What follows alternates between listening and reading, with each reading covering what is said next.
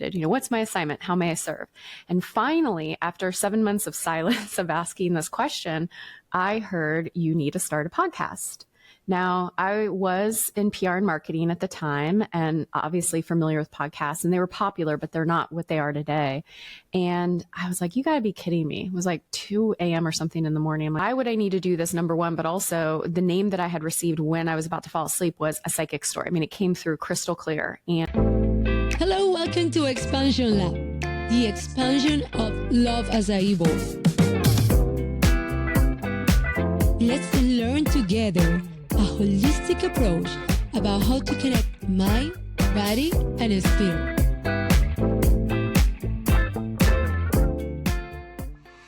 Okay, so hello, and welcome to another episode of Expansion Lab.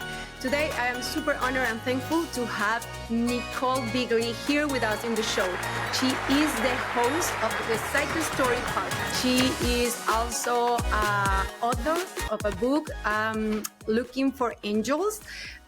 She started her podcast June 6, 2019. So 6 years ago, she's celebrating 6 years this week. And thank you so much, Nicole. This is so cool and so amazing that you say yes to have this interview and this chat with me. Tell me, how did you start? 6 years ago, that's a lot of work.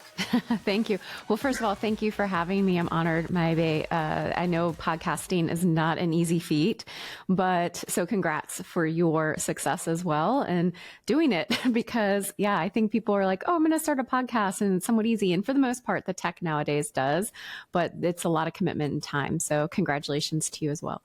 But for a psychic story, yeah, it was June of 2019. It was actually probably a month beforehand. For about 7 months, I had been praying to God, universe, source.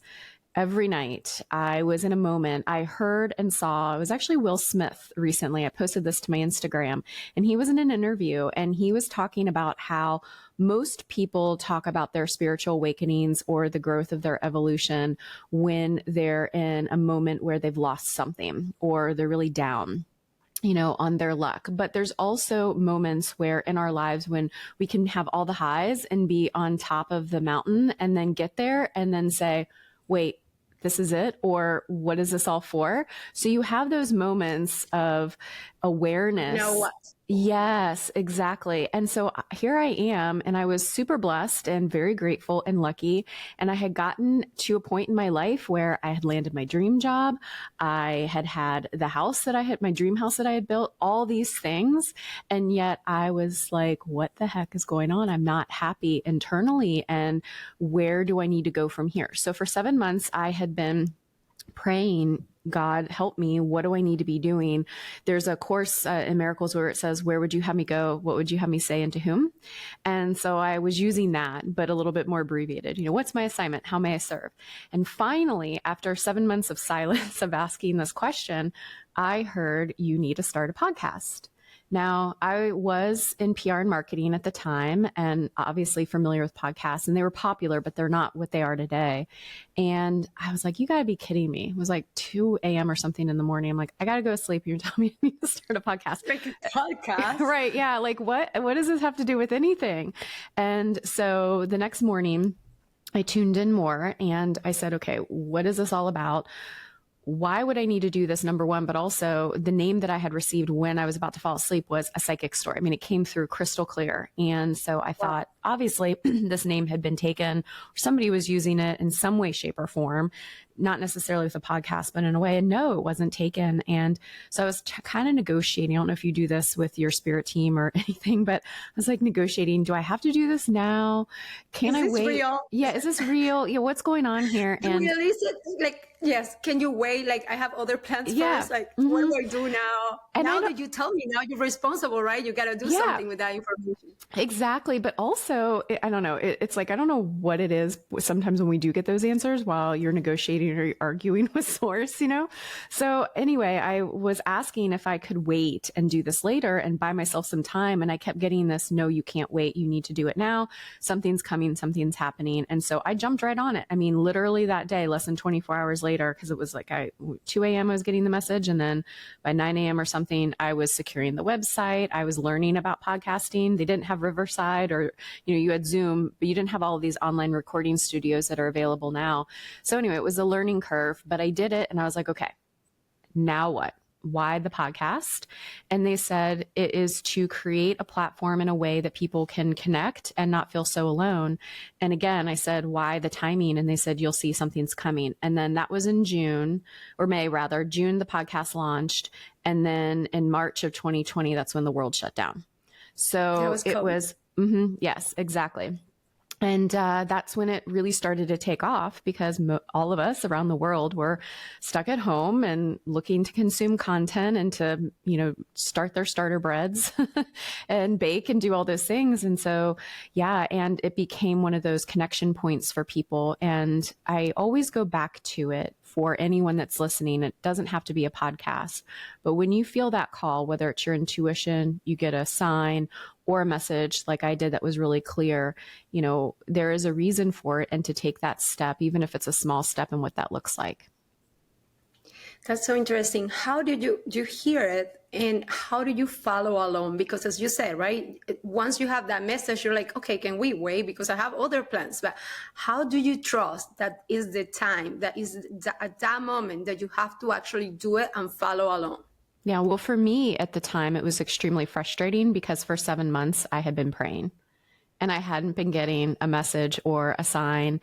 And for me, it was difficult because as a psychic, I wasn't doing that professionally, but my whole life I had been psychic and listening to my spirit team, as I call them, and everything else. And so to get this silence specifically to a question I had, obviously universe knows best on divine timing when to receive it. Maybe if I had gotten it 7 months before, I wouldn't have done anything with it, but yes, because I've been waiting for 7 months, I did. But that was really the genesis for me to say, okay, this isn't coming out of left field. I have been asking for this sign. And how I heard it, to answer your other question, is if I say to someone, recall the sound a lawnmower makes or a bird chirping, you don't hear it in your ear physically, but you do hear it in your head, that inner dialogue to some extent.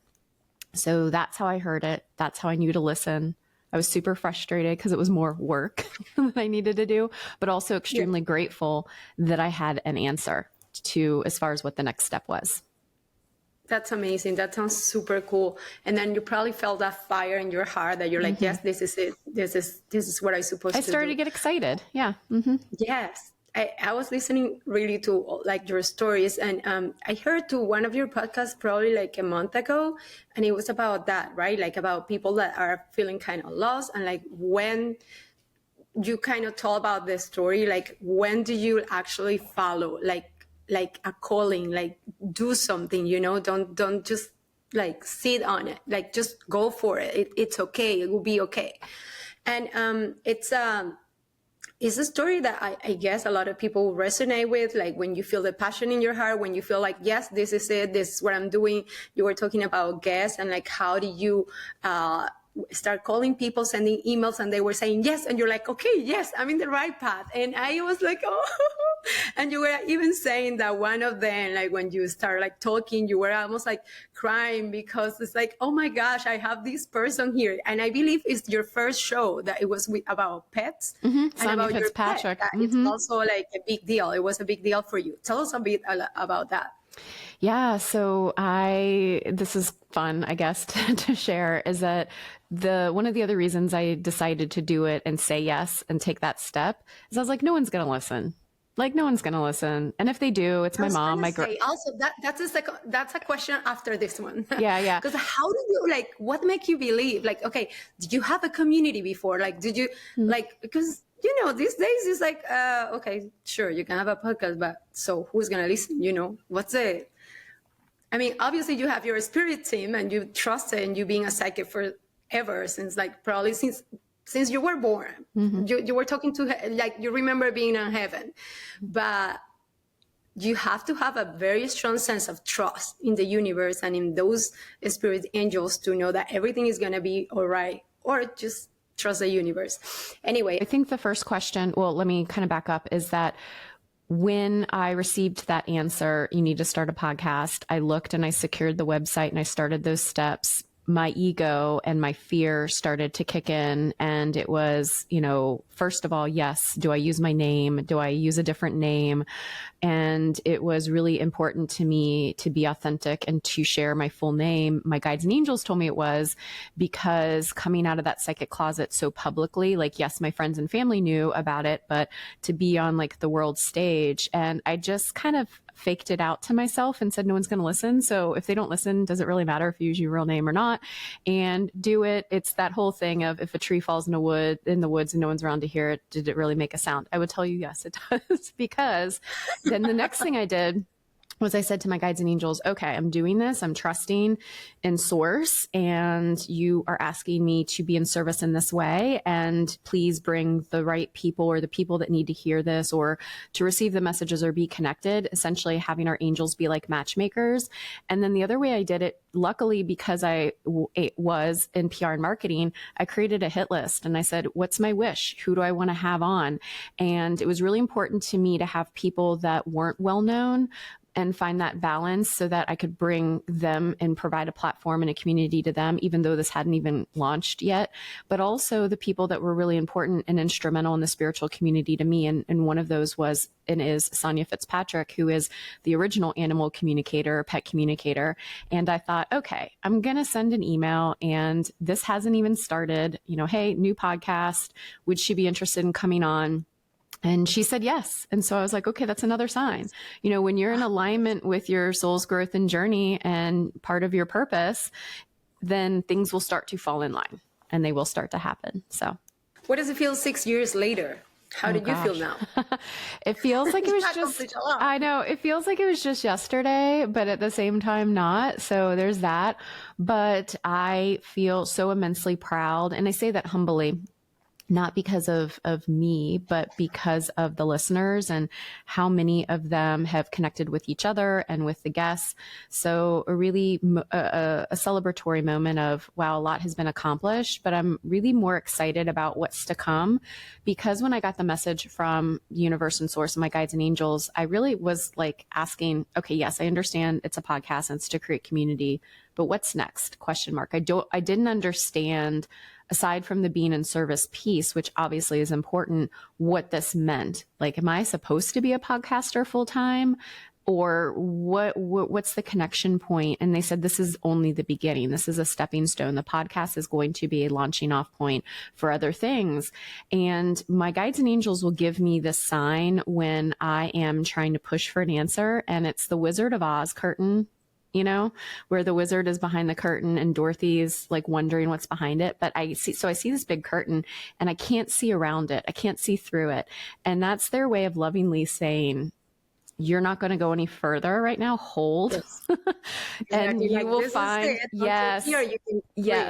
you will find out what's to come, which I know sounds cryptic, but the point of them doing that is if they hadn't shown me all the things that were going to come or what was next, it would have been really overwhelming and I would not have done it. I would have been like, all right.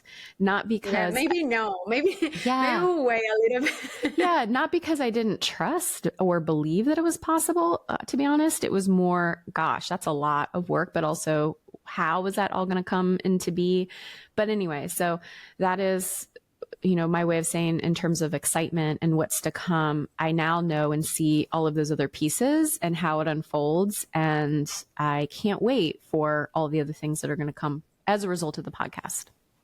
All right. So Nichole, you also have a book and it's pretty interesting because the name is Looking for Angels. So Nichole knows also a lot about angels. I would say like you're an expert on that subject. How did it start? Because I obviously look information, and you said that you remember when you were in heaven. Yeah. Well, let me, I'll share about the book because that's kind of a fun synchronicity to share. And then I'll definitely talk about my experience before I came here to Earth.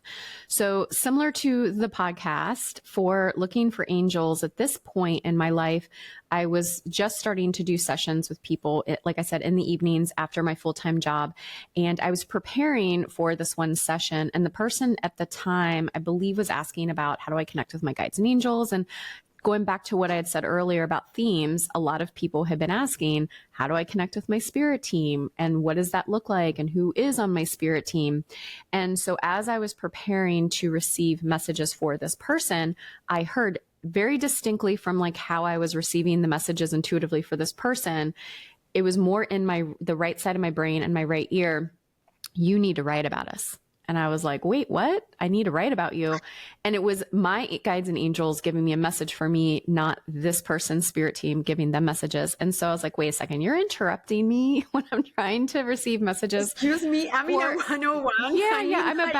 I'm preparing for this one-on-one session in a little bit. And so I said, let's put a pin in that. I'll revisit it after this. So I did the session, and it was in a moment in a time in my life where I was really learning to set energetic boundaries with source, because again, a lot of stuff was coming up.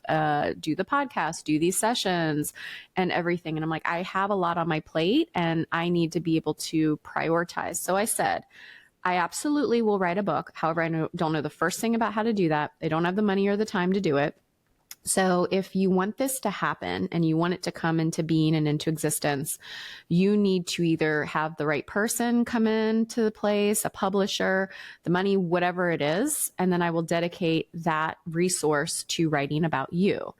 And so I thought I bought myself some time. Like, I don't know, several months, a year or something, or even longer. Well, maybe in 5-10 years, it's okay. Next. Next thing. Saying, okay, sure, I'll do it. Wink, wink, but you need to bring me the resources. And I am not kidding. Not only about 24 hours later, I had an email from Dr. Scott Guerin, who's my co-author of the book, saying, I'm writing about angels. I'm writing a book. It's my third book.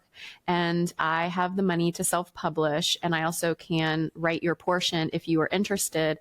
But I've written about angels in psychology, religion, and science. And I need somebody to write the modern day portion. And I was like, mic drop. Yeah, I mean, I didn't look for it. I didn't, and also this was where I didn't at the time check my email very regularly on the podcast because it's just all this stuff going on. And I heard like, you need to check your email.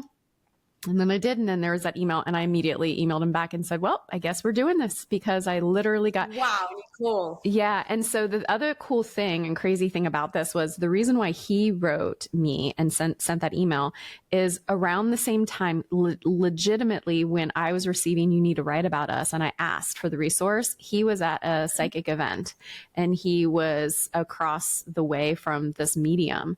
And she was looking at his sign about books and stuff, because again, he had written 2 other books.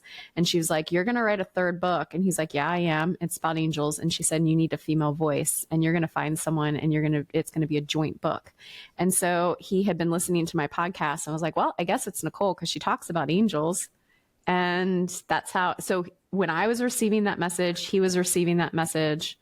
And that's our guides and angels are our matchmakers. And so that's what happened with the book. So rewrote it, Looking for Angels, A Guide to Understanding and Connecting with Angels. And he did his first portion, and I did my second, or the second part of it. So cool. That is incredible. I was reading about him too, and he's a psychologist, and he the biography that I was reading, he says that at the end, maybe we're all angels. What makes me ask the question, who are the angels? Great question. Angels for me, and when I was younger, I believe I was like 4 or so. It's really hard for me to remember ages when I was younger, but I was playing in my room, and for a few days in a row, I felt this presence, and we'll get to who the angels are. But I was feeling this presence, and it was so strong that it was like a person was there, but I couldn't physically see them with my physical eyes. And so finally, after a few days, I got up the courage, and I asked out loud, I said, who are you? What are you? And I heard in my head, because I get that clairaudient within my mind, Michael. I'm Michael. And so I said, that's really cool. Great, Michael. And then from there, it was this lifelong relationship with Michael. And it wasn't until I got older and I really was diving more into angels specifically and the archangels that I realized that this is Archangel Michael. But he was teaching me from when I was really little all the way up until about through my teens and in my early 20s. And so as far as who the angels are, I mean, I am of the belief, because Michael has shown me, that it's not necessarily a hierarchy, but that angels have specific roles and purposes. So we all have a guardian angel, if not more. And then there are the actual archangels. I don't really dive a ton into the seraphim and the cherubs and all of that, but there are other angels of that nature, and everyone has them on their team to some extent. Our loved ones also make up our spirit team as well, guides, animal guides.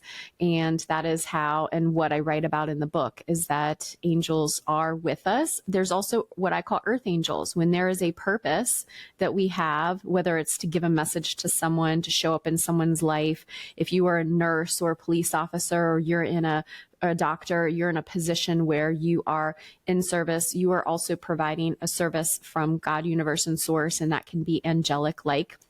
So that is very simplified what the angels and who the angels are.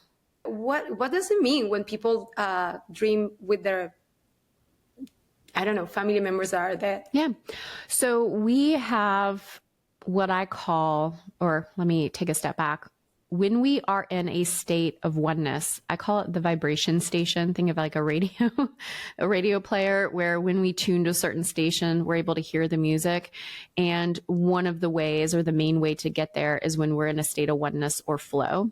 And that can be in our waking state, but absolutely in our dream state. It's where the veil is the thinnest, where our subconscious and our conscious minds are interconnected, and we're able to receive messages. And so our loved ones often, especially on the other side, will come to us in the dream state if they've been trying to get our attention during the daytime or during our woke state, and they can't get through that way, they'll absolutely come through in our dream state.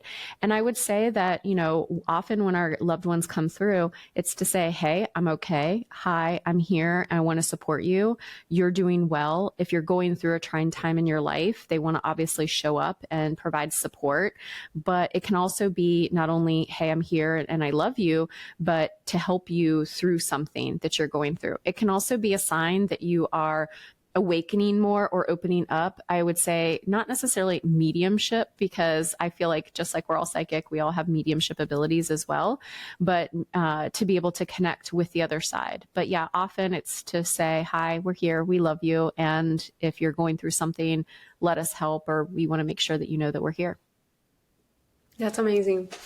So, well, we can talk more about the angels, but let's go back to the story, like because it's in the book review and like the biography. Dr. Gehring, he talks about how you actually started, you remember how you were in heaven before you were born. Can you tell us a bit about that? Sure. So I was around the age of 4 or so, and my dad was tucking me into bed, and he had said something to me. This was at a time where he was really into reincarnation, things of that nature. He didn't say, oh, hey, reincarnation to me as he's tucking me into bed, but he said something like, I want to thank you for picking me and for picking mom. You pick your parents before you come here, or something to that effect. I don't remember exactly what the words were. And it was like this, it wasn't a memory. It was like this knowing, and I saw it was like this big flash of no time had lapsed. And I said, I know, Dad. And he just had this really kind of shocked look on his face. And he said, well, what do you mean? And I remember very vividly, it was the way I describe it is how I would imagine if we as humans went into space, where there was it was black, there was nothing around, but yet everything was so vast and just connected. And you had this sense of everything is there in front of you and yet nowhere at the same time, almost like the nothing from the Never-Ending Story, but a place of love, nothing kind of thing. And I was there in this space type of thing, and I was looking down and I could see Earth, and there was this little girl playing in this yard, and she had this beautiful dress on and she had these long curls, and I said, I want her to be my mom. And then I went to step forward. Now I didn't have a body, but it's like move forward type of motion. And this voice said, it's not time. And I felt disappointment, and I went to turn around. And by the time I went to turn around, I heard it's time. And the next thing I know, I was like heading down in. And then I remember being in the womb. I remember my birth. And so I'm tying all this to my dad, and he's like, you just kind of jaw. Yeah. And very vivid imagination as a child kind of thing, you know? And I still remember this look on his face to this day. So the next morning, my mom's making breakfast, and she's like, so Dad told me what you were telling him last night. Can you share that with me? So I repeated everything. And it was very matter of fact I remember all of this. And she asked me questions like, because I could tell now looking back that she didn't necessarily fully believe, like she did, but at the same time.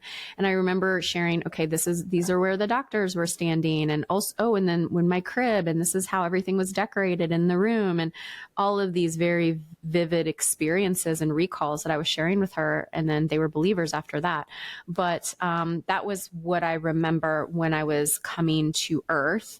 And then the next kind of bigger moment, I would say, as far as awareness, was probably when I was about 6 or 7. I was walking down the sidewalk outside, and the sun was shining. And I remember looking at my feet. And as I'm walking, I remember having this realization of, I'm in a body. I'm in a body, and this is my human body, and no one else is having this exact same experience that I am right now. And I could remember this connective tissue to like source of, this is Nichole, and this is my body, and I'm having this experience. No one else is having this. And wow. Yeah, so those two moments were really the ones where it's like, which is why I say, I believe it was like Wayne Dyer who said it originally, but we're all we're all spiritual beings, but we're here having a human experience.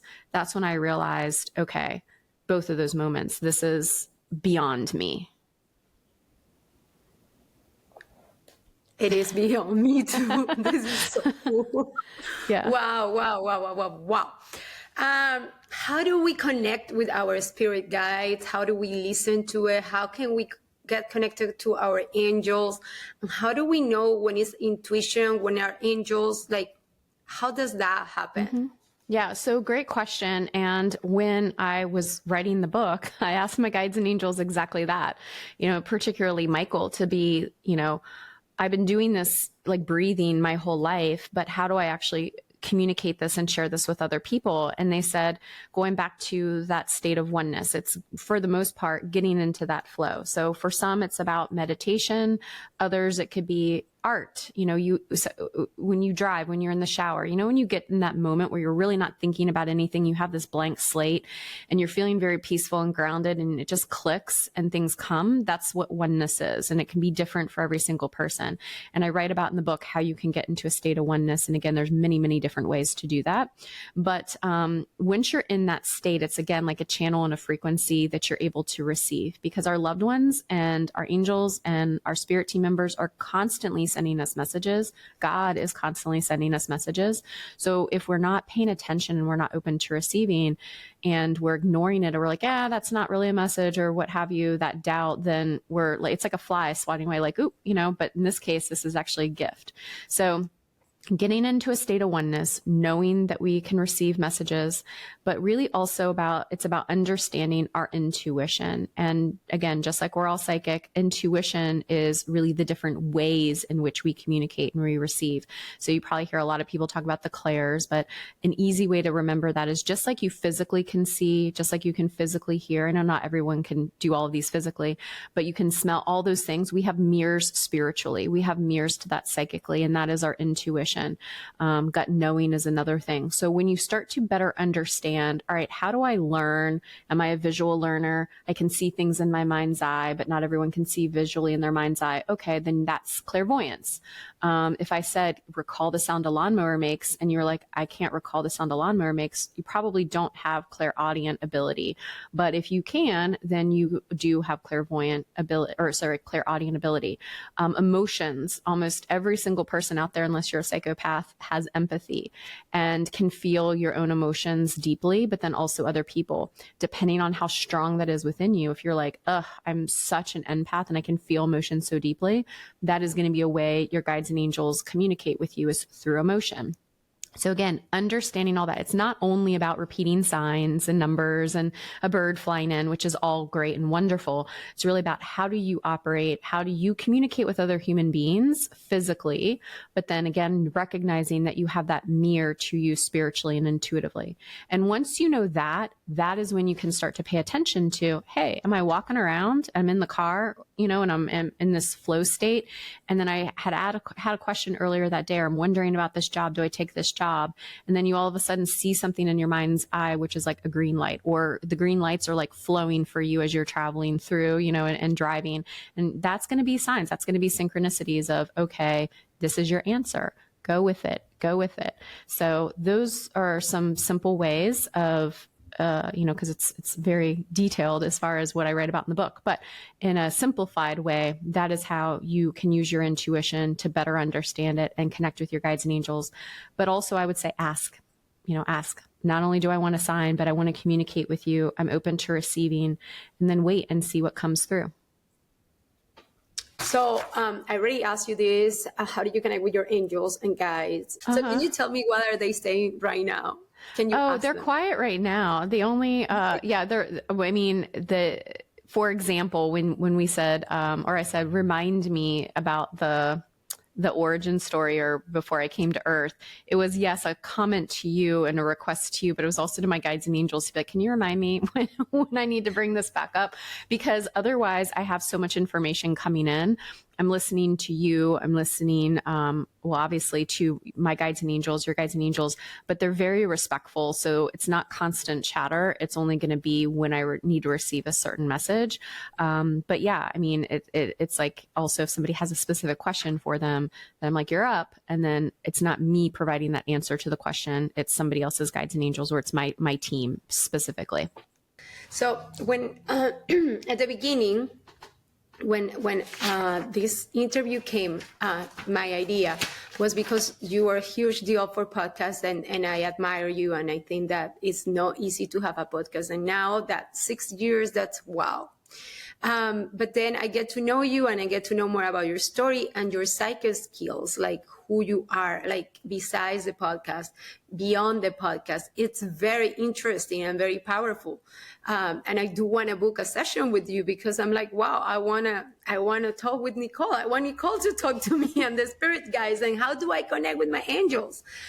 So many messages, so many questions. How do we connect? Like if we want to do a booking with you, Nichole? Yes. So go to psychicstory.com and select the sessions tab at the top. And I offer 30-minute, 60-minute at the time, or right now at the time of this recording. And I also offer packages. And the reason I did that was because right now I don't have courses and workshops, although those are going to be starting to roll into the membership.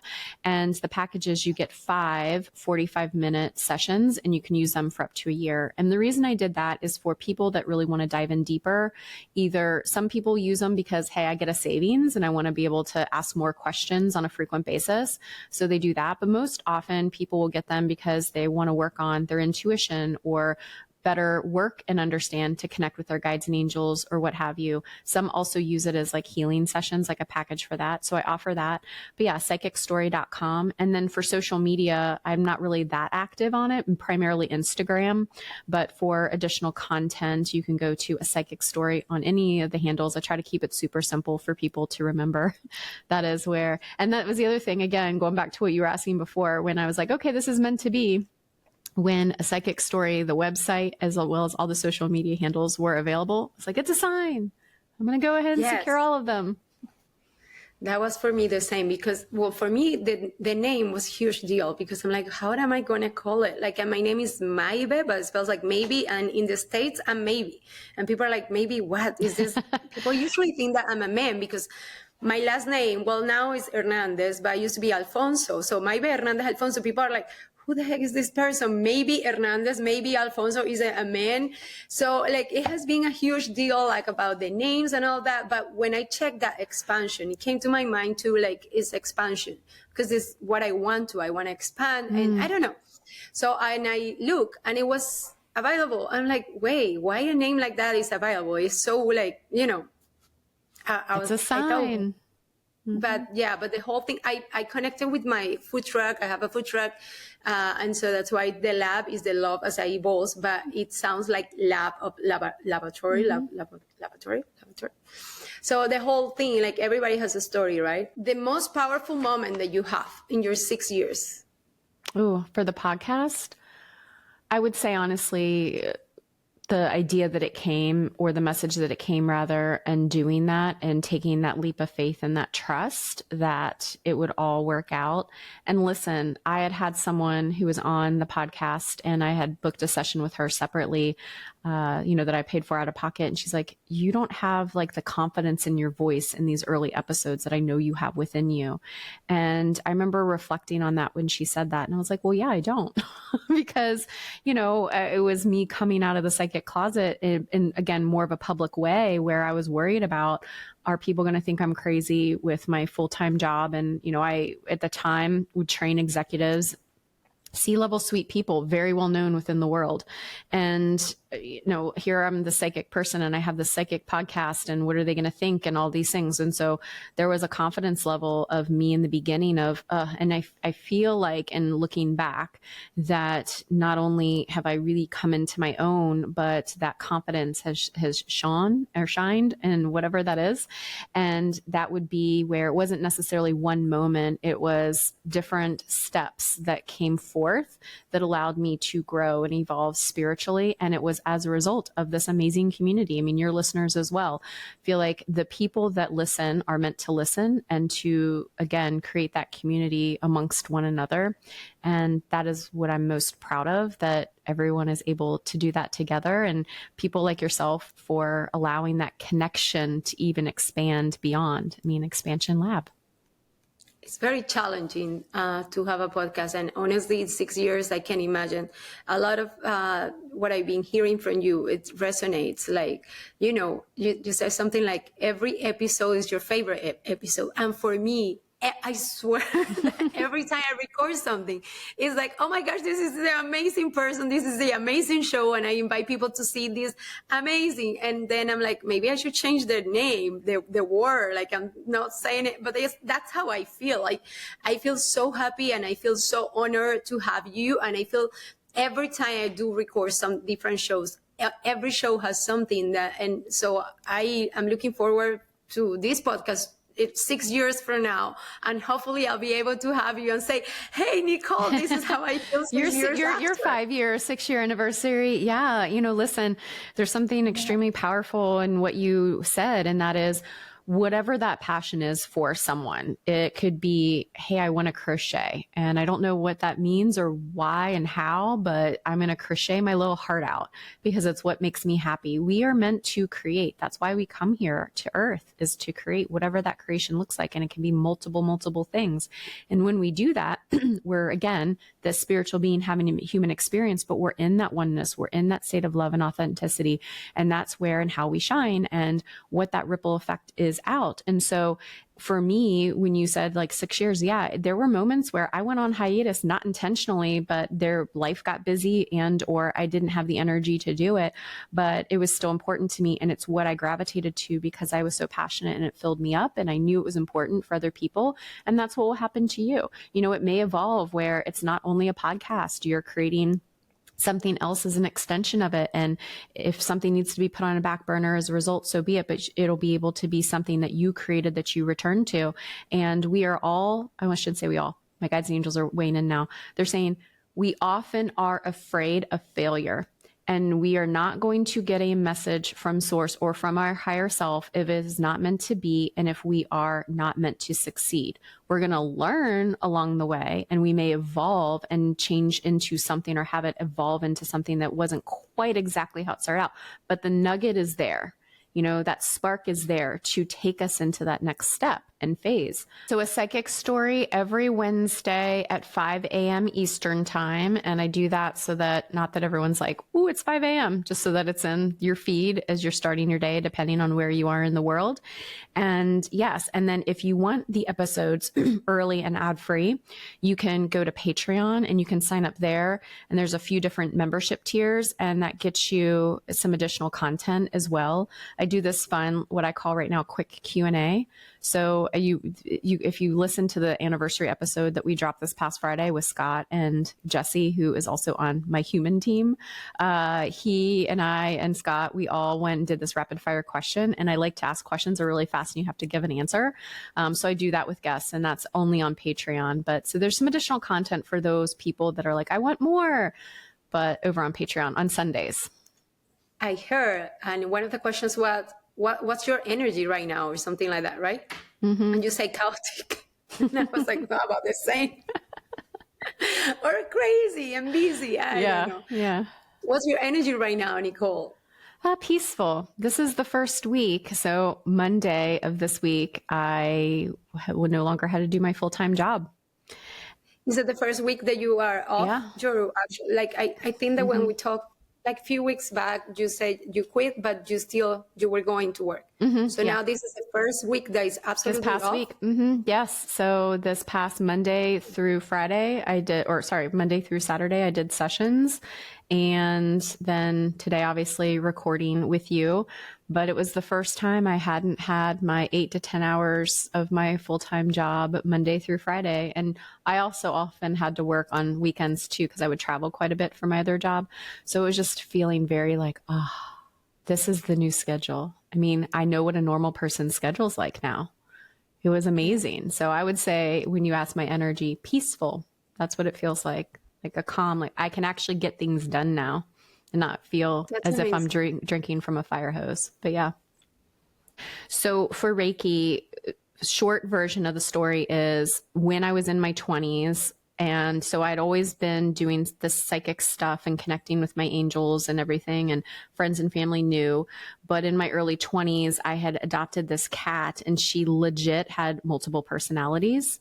And I was at my wit's end as far as how do I help her? And I had tried everything. And this vet, who was a holistic vet, said, have you tried Reiki? Which I had heard of before, but didn't know a ton about. So I decided I'm going to pay the $25 to have this cat quote unquote healed and see if that works. Miracles happened. She never had another episode. And from that point on, I was determined to become a Reiki master and learn everything I could about energy and how it works, and became a Reiki master in my early 20s. And as a result of that, my connection with my spirit team, particularly Michael, Raphael, and Gabriel, got really, really strong, or stronger, I should say. I was seeing sparks of light. Since then, it's somewhat subsided. I still see it on occasion, but my intuition really was solidified more. And that was personal. That had nothing to do with doing things professionally.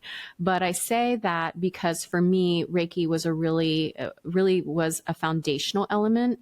And for some people who are listening and others, you don't have to go Reiki and learn that energy modality. But if you're feeling led to learn something, it could be tarot, it could be better understanding your own intuition, mediumship, whatever it is, whatever that gateway is in for you, there's a reason for it. And that was really what helped me not only become more passionate, but get back into the spirituality and the Reiki aspect of it. My guides and angels said, and have been saying, that people call it Reiki, but it's God's source energy. It's the life force energy that we all have within us. So just like we're all psychic, we're all healers. But when you become attuned, you understand the symbols, it's official kind of process. So if certification to you is important, you can, but you don't have, they said this to me the other day, I'm probably going to put a lot of people out of business for this, and I'm sorry if so, but they were like, you don't have to become attuned to Reiki to be a healer. Like, you can ask us to attune you and everything else. So that is, in a nutshell, what Reiki is, but it's life force energy. You understand how to use it to quote unquote heal, or it's not you doing it. It's actually the person that ends up healing themselves. You become the channel to hold the space so that they can get into their own mental, emotional, physical, and spiritual bodies energetically and find that balance there and in that alignment, so that then the healing happens from that perspective. And you also do Reiki through your membership, correct? We can also go to... Yeah, so you can get a one-on-one session with me for an energy healing, but moving forward with the membership, I'm going to do once a month group prayer and group healing sessions and hold that space for people. And the power of prayer, this is not from a religious perspective. It is extremely important, powerful for a reason. And that's because when one person holds intention, that's one thing. But when multiple people do, it's science has proven it, the ripple effect out and the impact that it makes.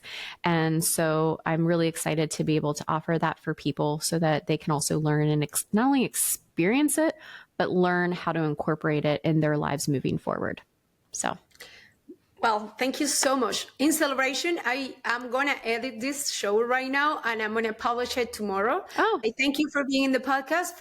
Congratulations for your 6 years anniversary. I want to keep the connection. I'm going to book a one-on-one with you.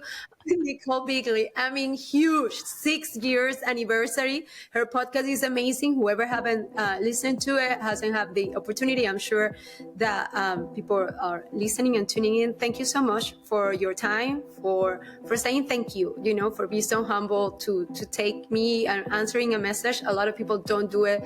And if you do, and it's pretty cool, I feel like, oh, she answered. Oh, she said yes. That's how I felt when Sonia Fitzpatrick said yes, when Kim Russo said yes, when anyone says yes, it doesn't matter. I mean, it's such an honor to be asked. So thank you. And I'm glad. And this hopefully gives you the motivation to continue because you matter and what you do matters. So thank you.